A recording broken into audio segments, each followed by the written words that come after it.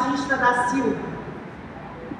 A Orquestra Som do Coração foi criada em 2013 pelo professor Joelson Batista, mais conhecido como Bolinha, na Escola Municipal em Tempo Integral Professora Iracema Pereira da Paixão, em Juazeiro da Bahia, a pedido dos alunos que queriam continuar os estudos em música.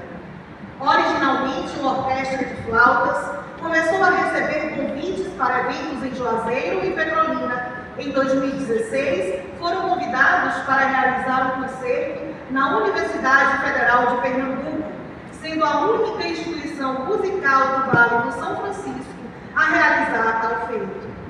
Em 2017, o professor expandiu a orquestra, adquirindo novos instrumentos com recursos próprios e renomeando para a orquestra Câmara Som do Coração.